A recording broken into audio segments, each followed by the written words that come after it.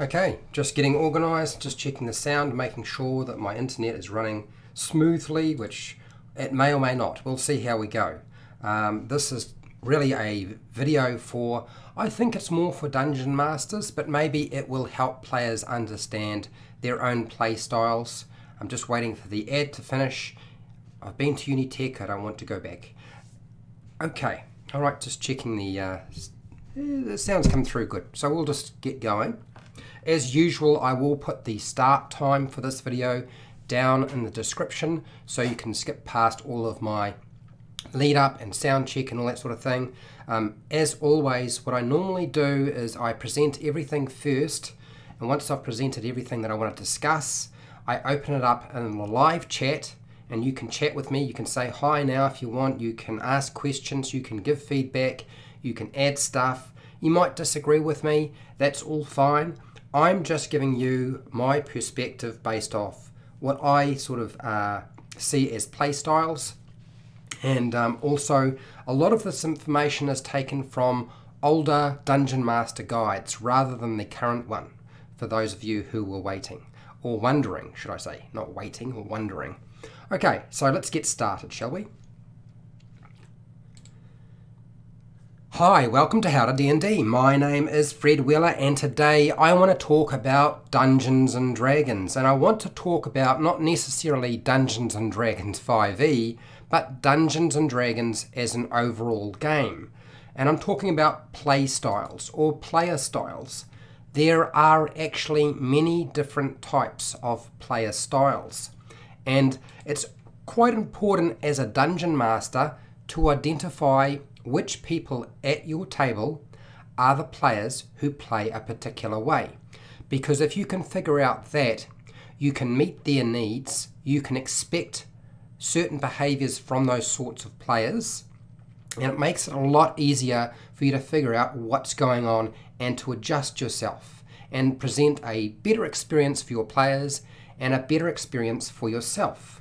Now, the Dungeon Master Guide for 5e has little to no information on page 34 other than the basics. Now, when I say other than nothing, there's about a page there, but it really, all it says is play styles consist of hack and slash, or immersive storytelling, or some sort of thing in between, a combination of hack and slash and players who like immersive storytelling. But you can actually break this up into a lot more little categories if you wanted to. And as it happens, the Wizards of the Coast team did quite a few years back. They wrote another Dungeon Master Guide, and it spelled out quite a few different play styles. And I want to talk about them right now, so you've got a fair idea of what to expect in your game from your players. Let us start off with the first play style. That is the actor. The actor likes to pretend to be their character. They are going to emphasize character development, their character development, over other things. They're not quite so interested in numbers and powers. They'll try their best to sort of role play the character. They might even use a particular accent or voice. They're less interested in things like monsters, and they are really into immersing themselves and being the character they have selected. Now, this is a great thing because it certainly makes it a lot easier for you to get your players to sort of be interested. They will do all the work for you, so you don't have to worry too much about that. One of the things that you'll notice with the actor when it comes to role playing and play style is that they will provide you with a character background. They will emphasize personality. They play according to their character motivations. So they will sometimes forget about the motivations of the players at the table and be more focused on something like their character. One of the most common statements you might get from an actor is that that's what my character would do though. And often this is something that you'll get in your game. Sometimes that's a good thing, sometimes that's a bad thing. They will prefer scenes where they can portray their character and focus on their character. They often prefer social encounters to fighting. Now, how do you engage the actor? Facilitate their personality and their backgrounds and development. So incorporate it into the game. They will love that sort of thing. They really, really jump on it. Provide role-playing encounters, so social encounters where they get to talk with their character, with the NPCs or the monsters. It doesn't matter as long as they get to communicate. They will emphasize their character's personality at times. So try to pick up on things that are important to their personality and bring that in. You can recruit the actor to help create narrative campaign elements. They will also, to a large degree, get the rest of the players interested in playing their character or role-playing their character and going quite deep. So there's some very, very beneficial aspects to having an actor at your table in terms of play style. Some of the things you might want to be careful of and adjust yourself to, and that is these. Be sure that the actor doesn't do the following.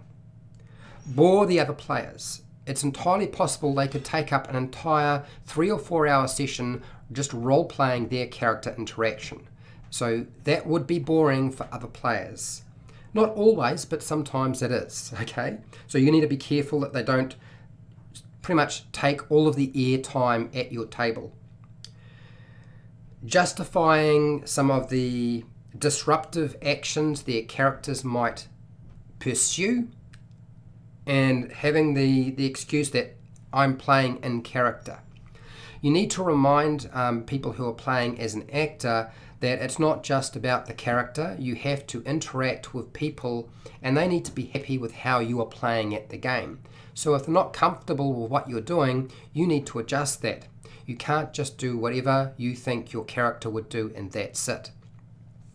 There are a few things that I have also noticed with actors, and that is they can lose perspective on reality with regard to separating themselves from their character. So something like character death has a huge impact on the play style of the actor. So you need to be understanding that they won't really find that an enjoyable experience. And so I would suggest being understanding and giving them time to deal with that. They might demand quite a lot of talking time. You'll find that this is just a product of them trying to engage, and they don't understand sometimes that they are taking up more time than they really need to. It takes a very mature and experienced player who has the style of the actor to be able to give equal time to everybody at the table.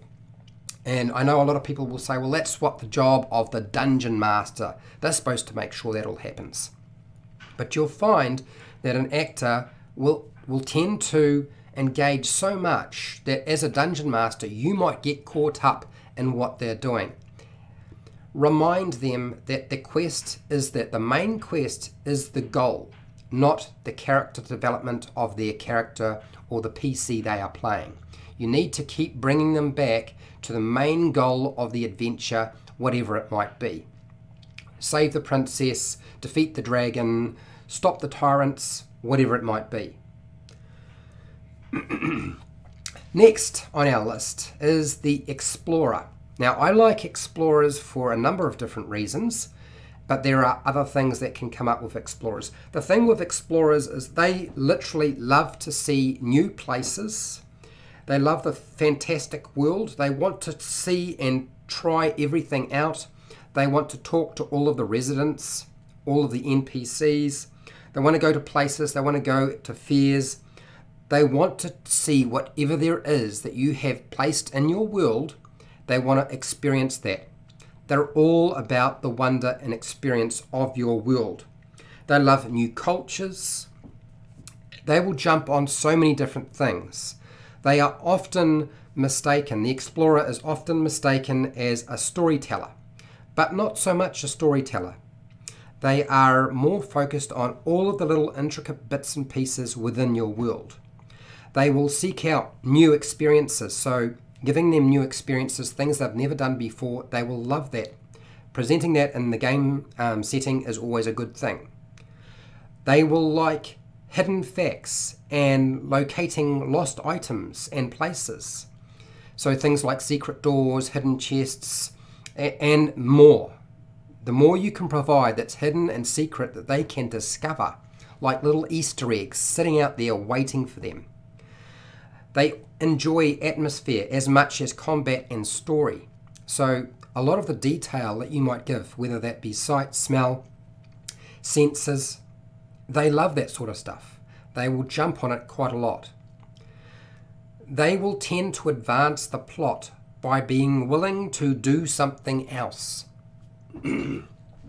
You'll find that the explorer, because they are constantly looking for something new, something else they haven't seen, they will seek out so much stuff that it will make it quite easy for you to move your story onward.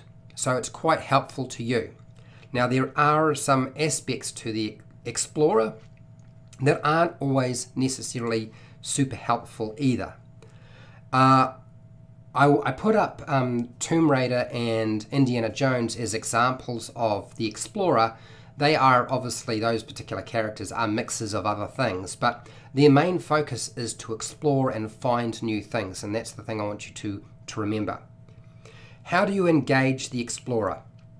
Include encounter elements that call for exploration. So it doesn't have to be combat, it doesn't have to be a social interaction, it just needs to be an ability to go and find and explore the environment, give them a location to explore. Reward their curiosity. Now, if they get curious about something, reward that. If they are willing to explore, so giving them things they can find, it doesn't have to be magic items. It can be something as very, very simple and mundane. But the fact that it's been hidden away there, they will often pocket those things and come up with a reason for using it later on. Provide rich details, use cool maps, you can use props and miniatures. They love that sort of thing. That always helps them.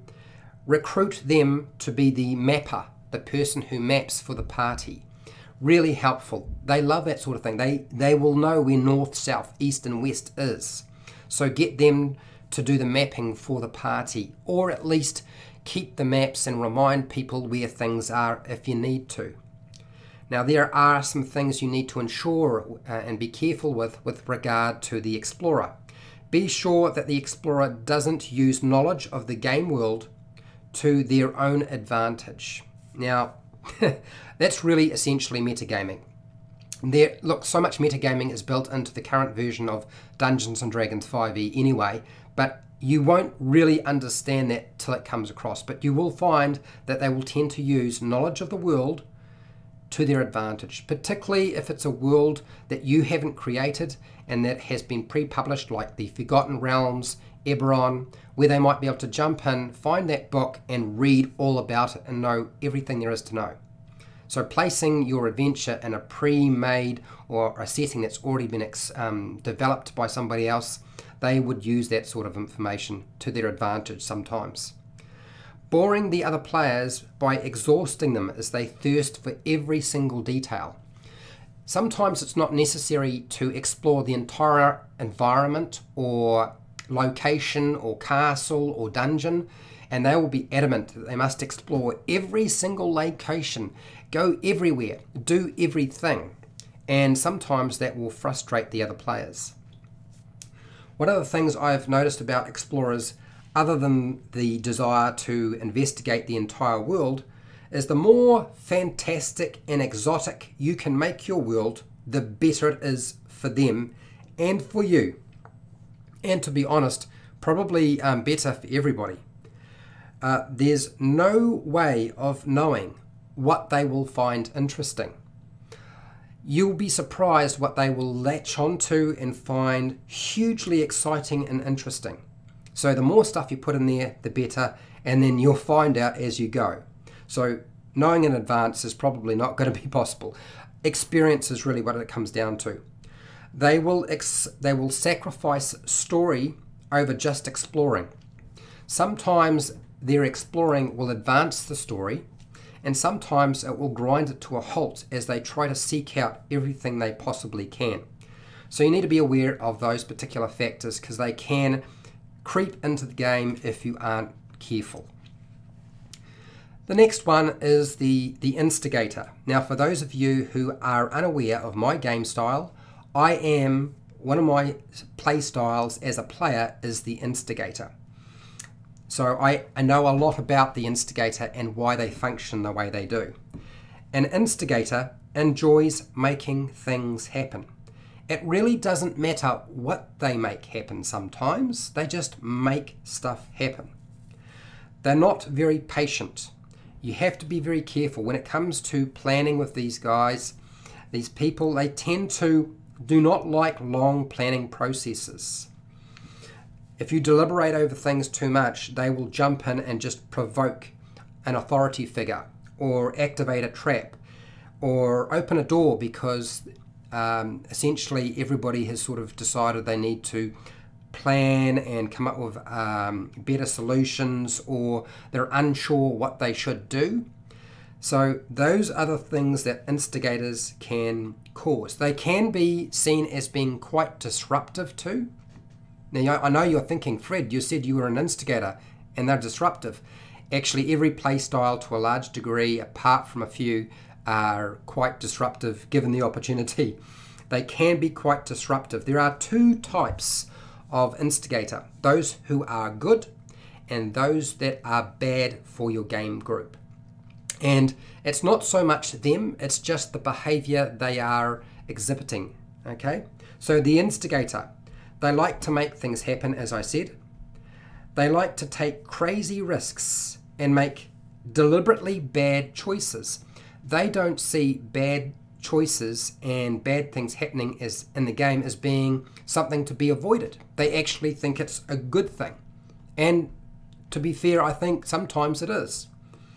They thrive in combat and they dislike having nothing to do. You have to give the instigator, those players who like to instigate, give them lots to do so they don't get bored, okay? They like to have decisive action. They want to take a decisive decision and action when things grind to a halt. As soon as if things are moving along and things are progressing, all is good. But as soon as things grind to a halt, we're in trouble and the instigator jumps in. Leroy Jenkins is one example, I suppose. We all know about Leroy Jenkins if you played video games. Another example would be the gremlin, the spanner in the works. The individual who decides that it's going to be interesting to see what happens if we just do this thing. So how do you engage the instigator? Include objects and encounters that involve experimentation, trying new things out, doing different stuff. Let their actions put the characters in a tight spot, but not kill them off, okay? Sometimes the instigator will get the group into a bit of a mess, so allow the tight spot or the tension to build up, but you need to be understanding that sometimes they will lead the party in directions that aren't good, and it's all right to knock the players' characters out. It's all right for you to adjust things a little bit. Including encounters with non-player characters who are as feisty as they are. So if instigators often play characters who are quite feisty and in your face, so present those sorts of NPCs in your game and that will help a lot. Be sure that the instigator doesn't do the following though. Get the rest of the group killed, because they can. Attack the other PCs or their allies. They are prone to PvP, and they are prone to taking out allies. They may not know that particular NPC is an ally, but sometimes they will start fights with them. So you just need to be aware of it, that they will try to do those sorts of things. So you need to talk to them. I wouldn't necessarily take them aside or anything like that, but you'll find that occasionally you will need to talk to them and say, look, you need to sort of bring it down a bit. Some of the things I know about instigators, because as I said, I am one, They're really good for moving the story forward. They will absolutely, when the players are paralyzed and just don't know what to do, the instigator will make things move forward. Sometimes in a good way and sometimes in a bad way, but they will move the story forward. The bad aspect to the instigator, we've already gone over a few things, but sometimes you get those individuals who just like to throw a spanner into the story, into the machine, into the works, and just watch chaos unfold. That's not really very helpful to your group. And I think probably the most common factor, so you need to watch their body language and their face and how they're operating. This is why you need to give them jobs, whether it's keeping track of initiative or anything you can possibly think of that will keep them busy, okay? They get frustrated with other players very easily because they have all these other play styles at the table and they aren't making things happen sometimes. If the players are making things happen, they're happy, but they can get frustrated and quite emotional. So that's the instigator. One of my favorites, which I know it sounds strange because I know they've got a bad rap, but the reason they're one of my favorites is because they are relatively predictable in how they function. And that is the power gamer. Power gamers, they thrive on gaining levels. They love cool abilities, new abilities, features, new races, new class archetypes. They look to how can I defeat a monster more quickly than before? How can I be more efficient and effective, not just in combat, but with my role-playing and my skill checks and my ability checks? They want awesome abilities and features. They thrive on magic items. It's like catnip to them. Most players have a little bit of power gamer in them usually, but not all. And there are some core elements that you'll find with power gamers. They optimize their characters' attributes usually for combat performance, and often you'll find if they're really, really capable, they will optimize to be able to cover every aspect of the game. Combat, exploration, and social interactions. I know that sounds strange, but it's true. I've seen it happen. They will pore over books and PDFs of supplements for better character options. They will spend hours. They spend a lot of time on those aspects of the game. They spend less time on story and role-playing elements. Those things are less interesting to them. They do prefer combat usually, but if you can present them with a really solid skill challenge or exploration, they will latch onto that given it's interesting enough to them and it feeds into the abilities they have picked up. So how do you engage your power gamer? A couple of different ways you can do that actually. Stressing the story elements, rewards such as quest XP. If they know that they have to fulfill a story element rather than just kill monsters, if there are objectives they have to fulfill and that will get them experience points, they're all for that. Using a desired magic item as an adventure hook. If there's a magic item they particularly like and feel would be useful to their character, make it part of the adventure as the adventure hook or something they need to strive towards, and that will help push them through the story. Facilitating access to new options and powers.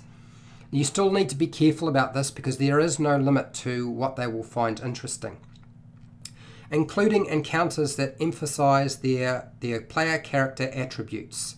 If you play to their strengths, they will love that sort of thing because they're looking for that particular feedback. They want to know that what they have built works well for them, and they will often share their experience and knowledge with other players making them much more skilled at building a character. But remember, they will also overshadow things that are more revolving around role play. And I mean role play in terms of something like personality flaws, ideals, bonds. Those things can be sort of drifted and will drift away. Background stuff, they're less interested in. I have seen a combination of that, and there is always a combination of all styles anyway. So some of the things that you need to be careful with regard to power gamers. Be sure that the power gamer doesn't do the following. Become a lot more powerful than the other characters. This is really quite common, and you've probably heard this before. It's very easy for them to build a character that's more powerful than everybody else, even with the same criteria and rules that the other players have, simply because they spent more time figuring out how to make it work. Trying to take more of their share of the treasure. If there is stuff that they feel will help make their character more efficient, they are going to jump onto the bandwagon in terms of magic items and other items that are mundane. So just be careful that you have a system in place for sharing out loot that's reasonably sensible and fairish in some way. Otherwise, they'll tend to take a lot. Be careful they don't treat the other characters as their lackeys. You will find that this can happen. I certainly have seen it happen more than a few times. Now, here's a couple of things that I would also suggest to you. With regard to power gamers, allow them to rebuild their character outside of game time. Now, the reason for doing this is simply because they love new options, they love trying new stuff out, and once they've tried something out, they tend to get bored. So they get bored with character options very fast. So giving them the option to rebuild their character is a good thing.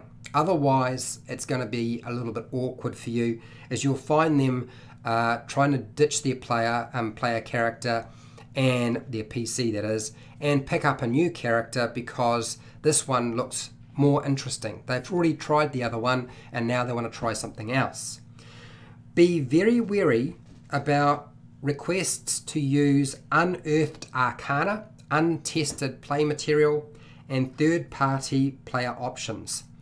They love this sort of stuff, but you need to be careful because there's no end to the stuff they will rifle through to find something that probably will give them a loophole, an advantage, or break the game and make life more difficult for you and for the other players and push them into the essentially being more powerful and more efficient than the rest of the group. So those are things you need to be careful with regard to the power gamers. But they are highly predictable and actually reasonably easy to manage if you know what you're doing. Okay, next one. And I'm actually, this particular style of play is the Slayer. I'm actually a Slayer also. Slayers, like power gamers, enjoy combat, but they're not actually power gamers. Slayers like to kick butt. They like to tar the monsters. They like to make things happen. They love combat. And it doesn't need to be kill the monsters, as long as there's some sort of combat, whether there's objectives in the combat, whether there's interesting things going on in the environment. They clearly love that sort of thing.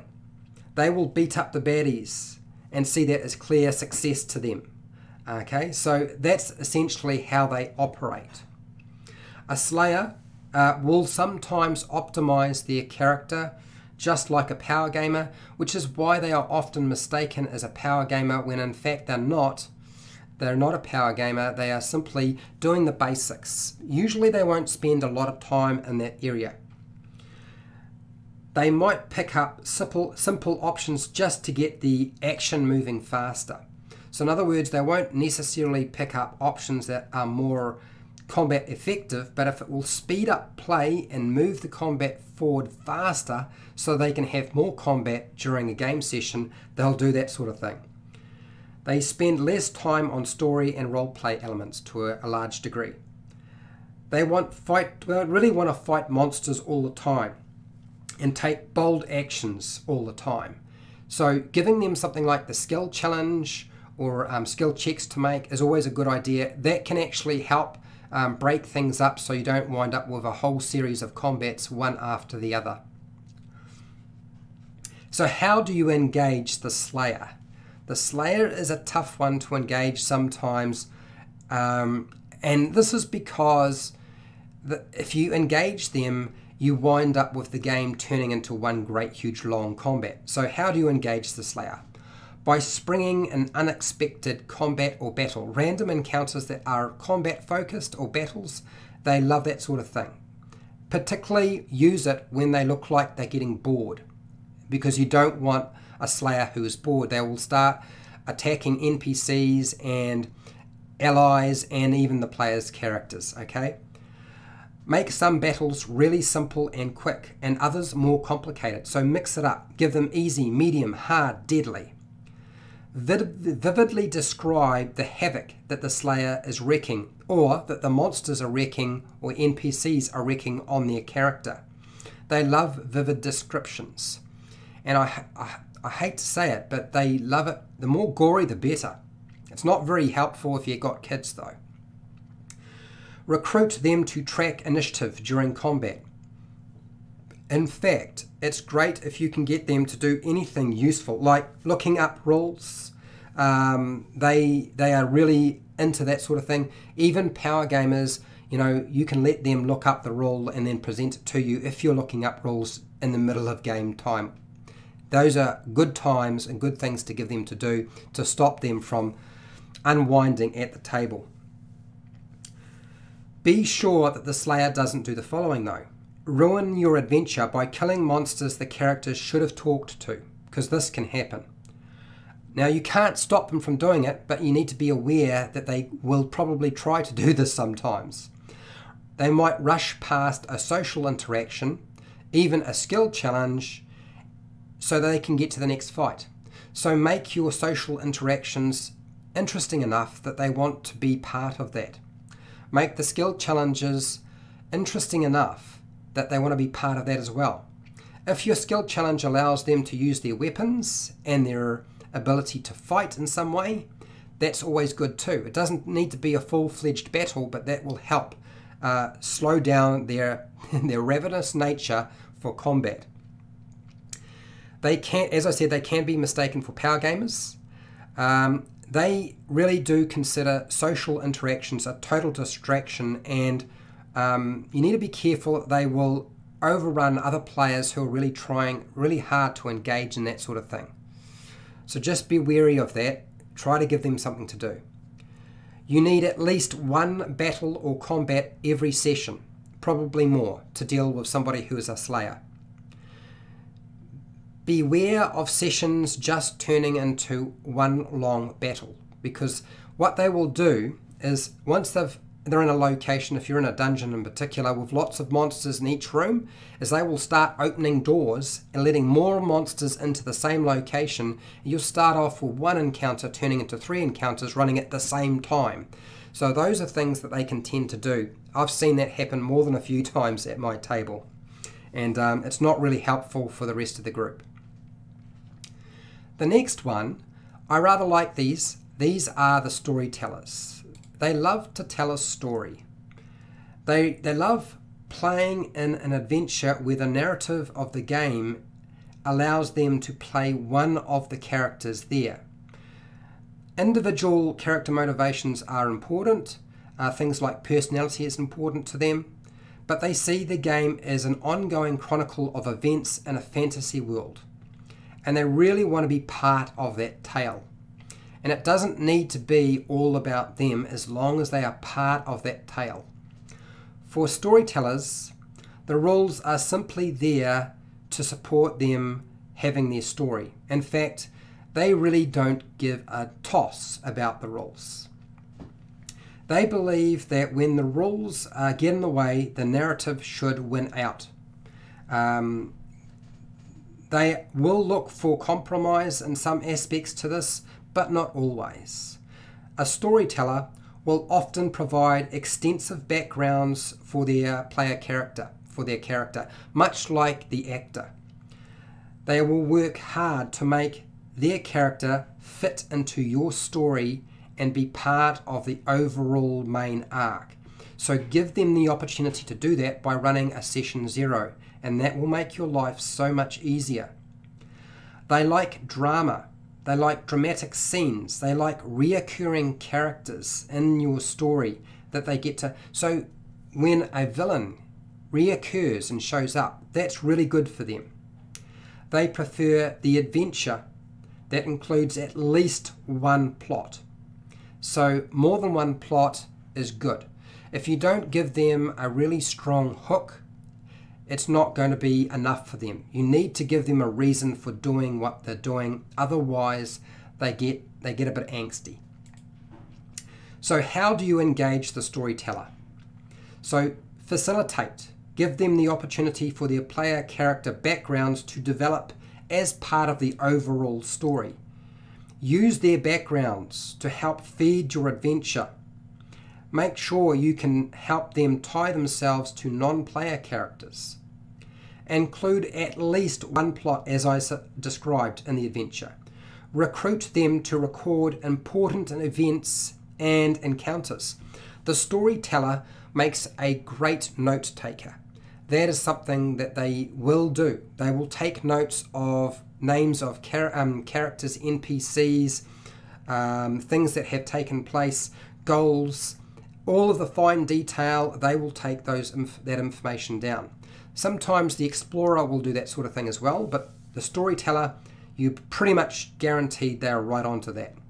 Things you need to be careful with regard to the storyteller. So be sure the storyteller doesn't do the following. Insist on making their character the center of the story. This is a little bit like the actor. It can happen sometimes where a dungeon master doesn't realize that making the entire adventure revolve around one character is a bad idea, particularly as that character might die or might not be able to show up from week to week, and therefore that creates a whole lot of hassle for everybody. So be mindful of that, because that can happen. Be sure that they don't dictate the actions of the other characters at your table so that it fits more ideally with the story. What will happen with a storyteller sometimes is they will say, look, no, you should do this. No, you do this. So be careful, because they can sort of jump on and take control of other people's characters so that the story moves in the direction and the way that they think it should go. And if you have a vision yourself and they are trying to fulfill that vision, they will certainly do that.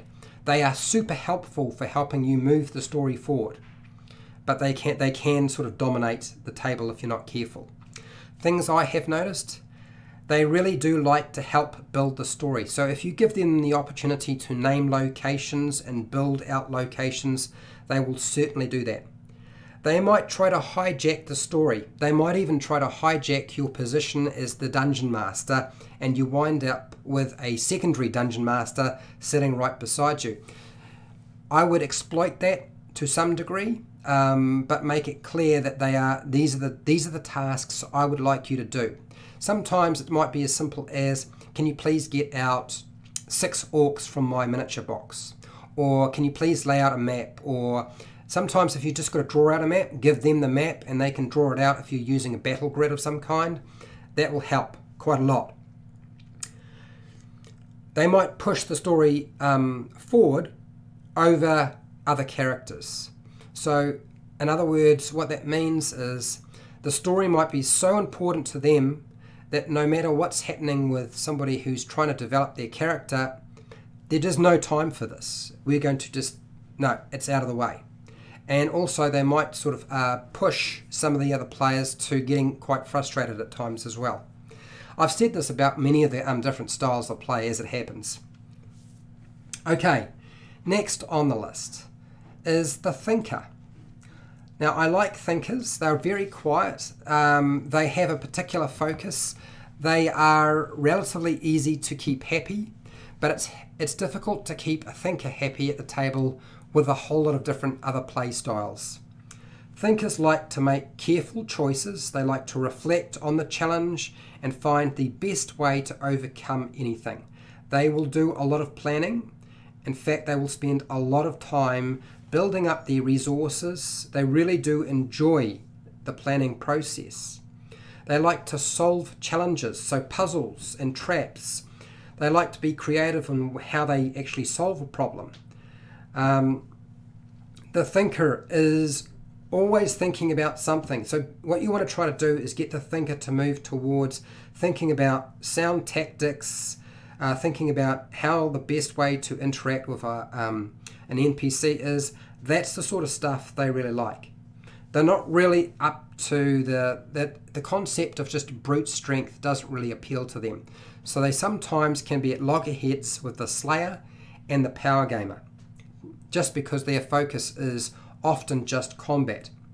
A thinker engages in any challenge that has a puzzle to solve. They choose their actions very carefully for the best possible results, as I said. They are happy to win without action, drama, or tension.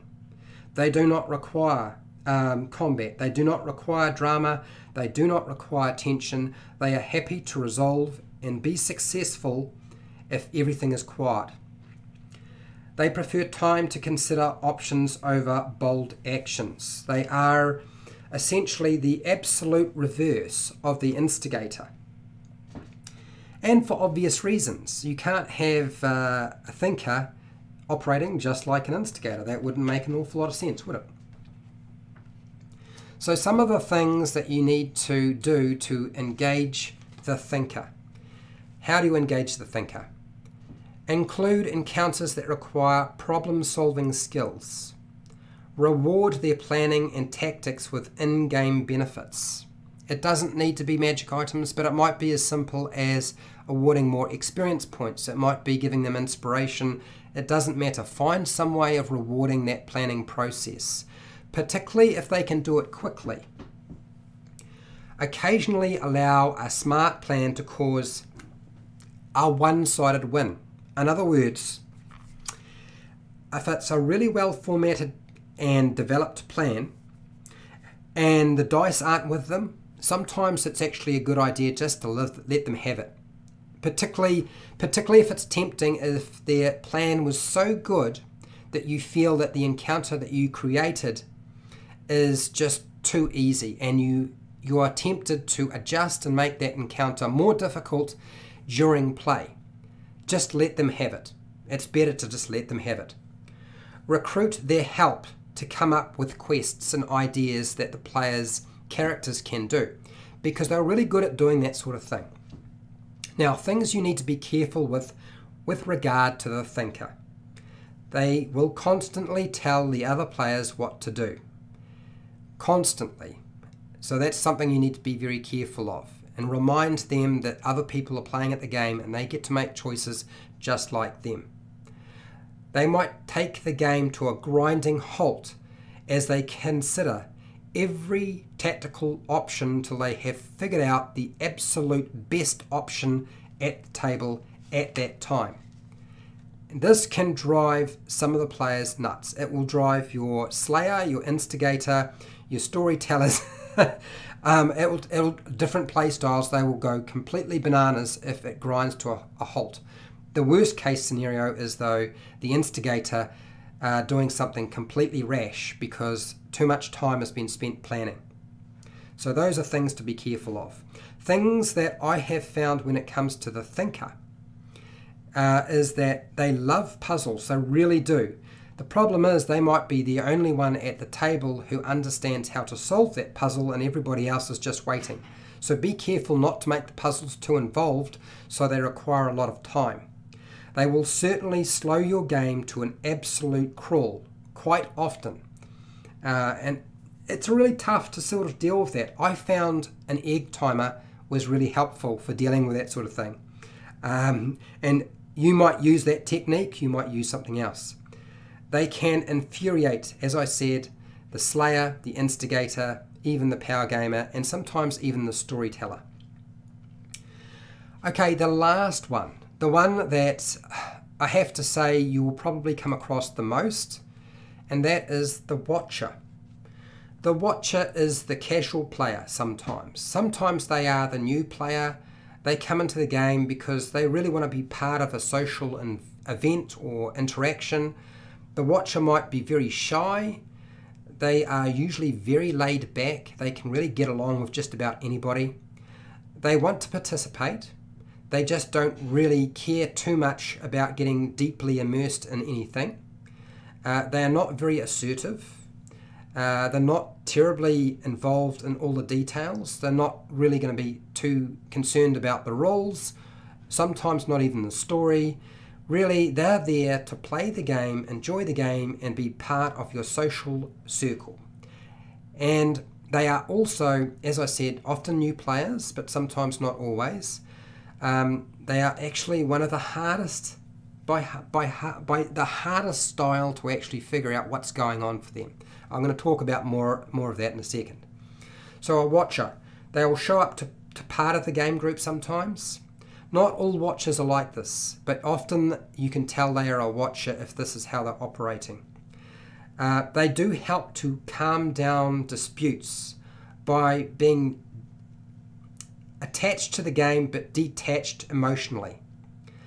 They are often will fill in holes for the other group.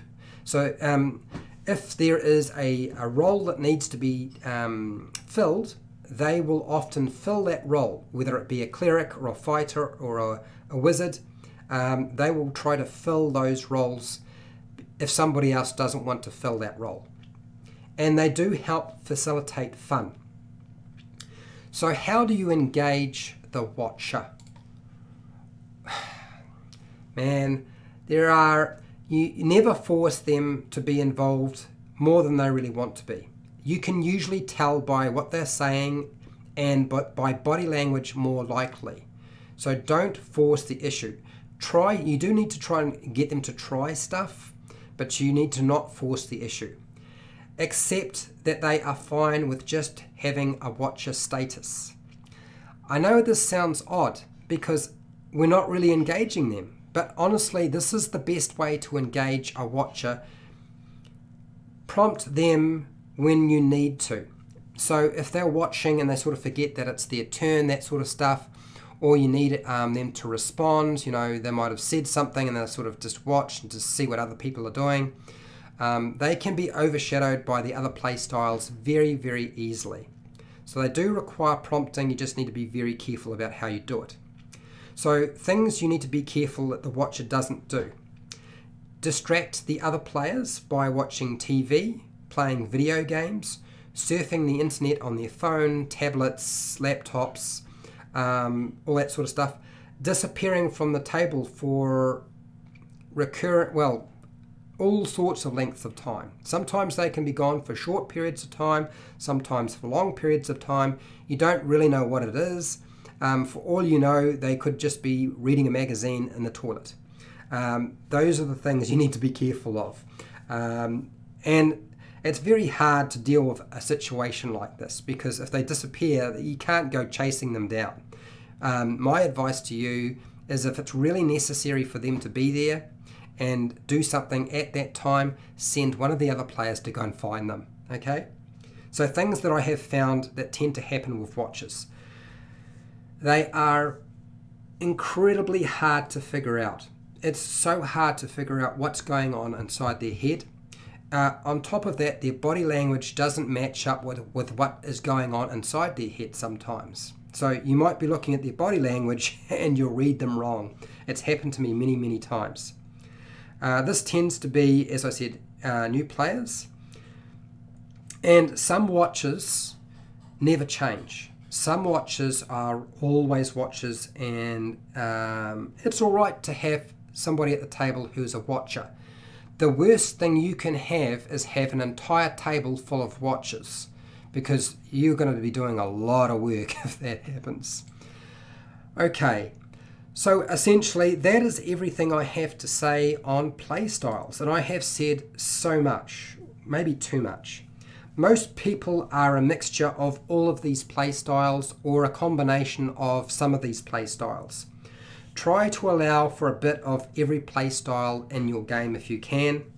This is a very general overview, and as I said, just my opinion and some of the material that the Wizards of the Coast team have written many years ago that I have pulled and plucked from certain locations that I thought you might find useful in your game. So, if you found this interesting, useful, educational, or entertaining, please share and like the video. If you like this sort of thing, please consider subscribing to my channel because I will do more stuff like this in the future. Hit the bell button to be notified if you want to get updates and know when I am live and when I publish new videos. Now, if you want to support my channel, you supported my channel by watching this very long video, and thank you very much. I have hundreds more, not all of them long, some are short, and you're welcome to go and watch them. That will help support me. I don't do Patreon, but down in the description you will find affiliate links to the book depository and Amazon where you can buy stuff online. I get a small commission. You pay exactly the same price. Just go through the link, buy what you want. You do not have to buy the thing I've linked to. Now, this is your opportunity to disagree with me, say hi, give me some additional information that you might have picked up something that I have missed. I might have missed something. You might have players or a combination of players who consist of these sorts of things. I always find it quite useful to, when you're starting your game, to have a look at your players and sort of figure out where they sort of fall. Is this person falling into this bracket? Now, as always, it's important to be careful about pigeonholing somebody because play styles can change in a player or person over time. So that's what the live chat's for. Give your feedback there. If you're not part of the live chat, that's what the comment section's all about, and I think you should feel free to share what you want to share, and what you don't want to share, you don't have to share. And that's really all I have to say. And till next time, keep rolling those 20s.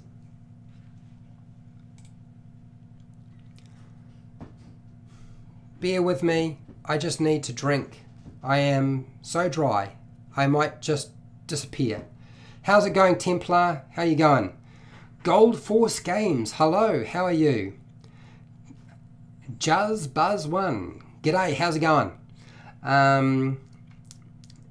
Baz H, good morning from England. Oh my gosh, I very rarely, Baz, I very rarely get anybody who can jump into a live video that I do who's from England, because I know the time differences are just it never works. How's it going, Lolly Raptor? Hi there. Noah, how's it going? So I see that everybody, I'm so glad that everybody has thrown in their comment and said hi. I'm glad that you have. It's good to know.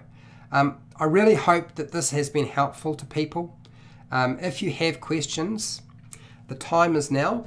I have provided a lot of information, and maybe it might be better if you find you don't have anything you want to say now to just put it in the comment section, and if you want me to cut things down and be very, very specific with information, I can do follow-up videos and focus in on one thing. Okay? I am about to lose my voice, so I think I should probably go and let you guys have a good night, a good evening, a good morning, a good afternoon, whatever it might be. Look after yourself, look after your family, look after your friends, and till next time, I'm probably going to say, actually, I almost forgot, sorry. Oh, sorry, what's that? Thank you, Noah. Last name is pronounced Gustafsson. Gustafsson. Gustafsson. Did I get it right? No, I don't know if I got it right. You know why I was avoiding trying to pronounce it, eh? I have a reputation for struggling with some of the pronunciations of names. Still need to do a video on the topic. Oh, Gustafsson. Okay. Gustafsson. Got it. I think I got it this time. All right. So what's happening tomorrow? Edited video. I'm taking a break. I still only have VDSL, so I can't do live face miniatures, which I really feel is a shame. I really wanted to, but until I get my fiber back, thank you, Noah. I did a good job. Excellent. Until I get my fiber back, I just don't think that trying to deal with the camera is going to work. It never did before. It always sort of bogs down. So hence the static images that I scroll through. So a couple of edited videos, and then we should have a Lost Mine of Phandelver Dungeon Master Guide on, I believe it is Sunday, New Zealand Standard Time, roughly around, I think it'll be about 1:30 PM New Zealand Standard Time. But I will put it up on the channel so you can see that it's coming. Okay? Alright, so that's what's happening, and I'm going to let you all go before I need to go have some sleep. It's getting late.